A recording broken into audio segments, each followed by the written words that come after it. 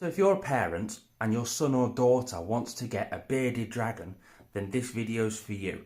If you don't know much how to care for them, if you don't know what it's actually like to look after a bearded dragon, then this video's for you. So your son and daughter are going to be nagging you and nagging, I want a bearded dragon, I want a bearded dragon, and you're caving into peer pressure. That's why you're here, you're doing your looking into it or your research. Yeah, we're going to show you absolutely everything that you need to know, including some really fun little tricks and tips for you to go for it, because that's one thing I highly recommend. Just go for it. So there are a few things you do need to know before getting a bearded dragon. Firstly, you have to be okay with live food. This is how it comes from your reptile shops or your pet shops and stuff like that. They come in little tubs like this. They are secure. This one has got cockroaches in it because you're going to need cockroaches. You'll need locusts. You'll need crickets, superworms, morio worms. You will need insects because your bearded dragon does need insects, along with a lot of vegetables, fruit, veg, all that sort of stuff. They eat them both, and you will need to be comfortable with these in your house. But if you are going, I don't want them in my house, all this sort of stuff, you will get used to them eventually. I mean, you can just buy one tub at a time and stuff like that, and you will get used to having these in your house. Let's move on to some other stuff. So word of warning number one, because there's going to be a few warnings throughout this entire video. Reptile keeping is addictive. You will just start off with a bearded dragon, and then you will end up with spiders, tarantulas, leopard geckos, you name it. You'll end up with a lot more. But a bearded dragon specific this video is, and this is my bearded dragon's enclosure. As you can tell, this is how big it gets. 4 foot big.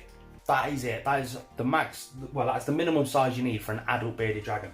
So if you can provide space for a 4 foot long, 2 foot deep, 2 foot tall enclosure, then a bearded dragon is perfect for you. As babies, you can keep them in slightly smaller if you wish, but it is recommended to go straight for the big 4 foot enclosure. Now, they will grow up within around about 18 months. They will be at their adult size, and a bearded dragon will last you anywhere from 10 to 20 years. So you have to make sure that you can comfortably look after that animal for its entire life. Now, if you're a pet lover, that's not a problem, because you can push this on to your children. Like, it's really good, teach them absolutely everything you need to know about these, and there's always new information coming out, so you can it's a constant learning process. Everybody's always learning.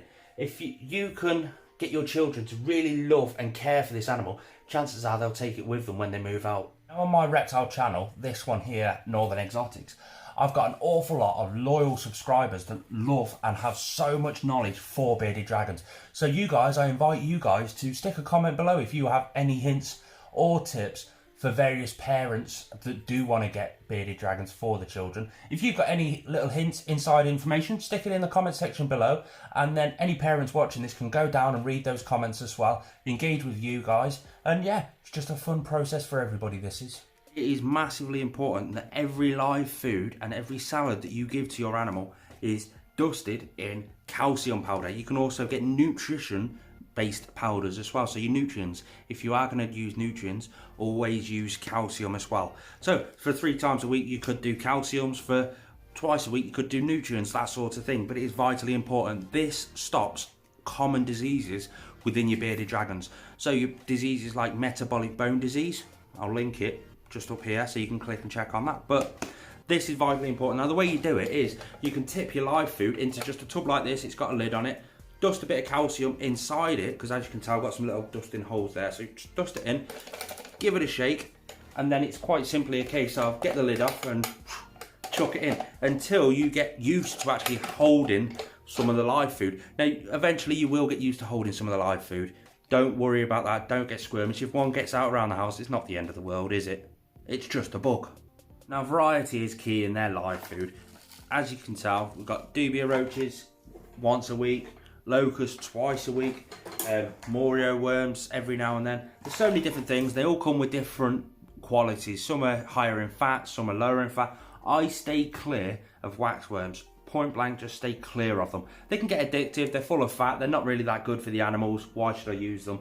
But the tip with live food is you can feed them carrots. Make sure it's organic carrots, so it's not full of pesticides and that sort of stuff. But any organic food really that's not lettuce isn't that good for them. But just get a carrot, chuck it in the tub. Within seconds,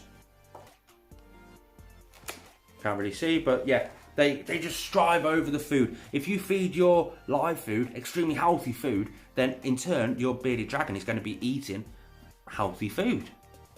So you can get extremely creative as well. You can see this entire background, this ledge, absolutely everything.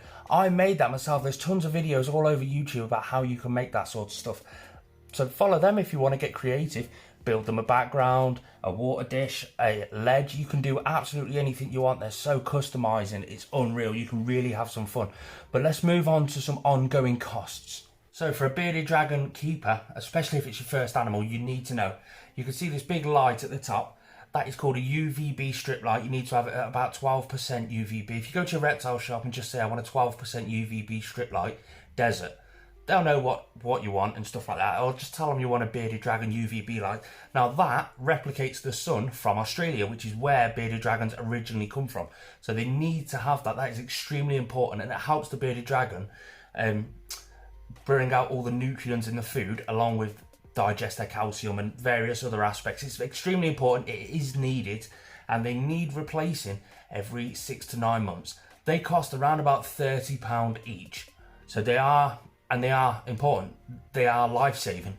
£30 every 6 to 9 months. Now you will never know when is the right time to change it. It doesn't tell you when it needs changing. You just have to mark it in a calendar and change it on those intervals.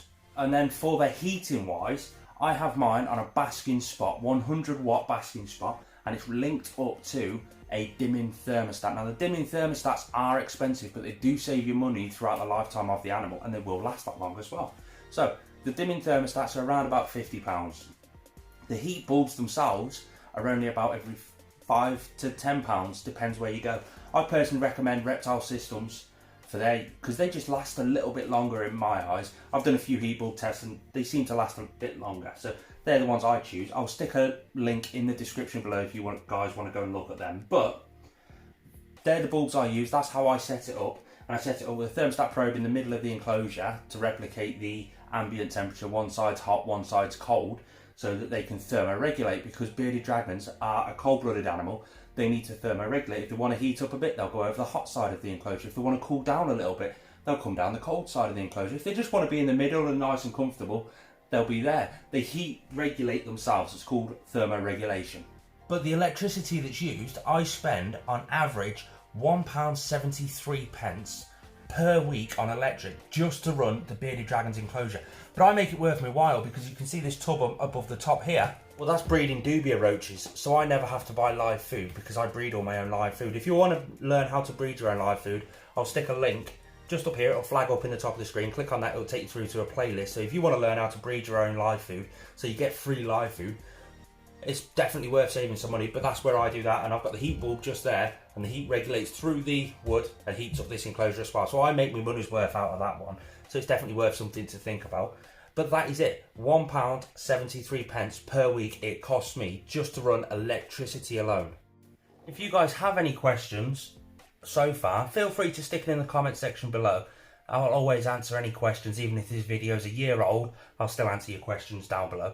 But next thing, they need fresh water. Now I change the water daily. I've got it in a dog bowl there, just simply because it's big, it's thick, it's heavy, it's crockery. He can't knock it over. There may become a time in the future where you need to take your animal to the vets.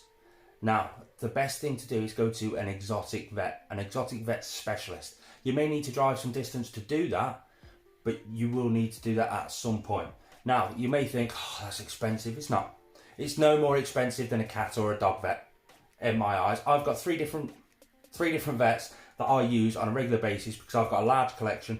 If the slightest animal's sick, or for checkups, or for updates, just anything like that, I always go to the vets because they are massively important and hugely satisfying when you get a result back saying, no mate, you're actually quite a good keeper, your animal's perfectly fine. I love that. But I pay £34 for a checkup, just a checkup, that's all it is. Now, my dog, I spend £32 for a checkup at a normal vet for my dog, so it really isn't that expensive. Don't worry about vet's bills and stuff like that. You don't need to worry, they're not that expensive.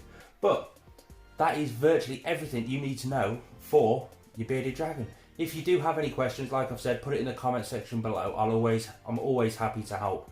And yeah, if you want to know more, go through my channel, have a look. I've normally got some videos on there to do with bearded dragons. So yeah, thanks for tuning in and peace out.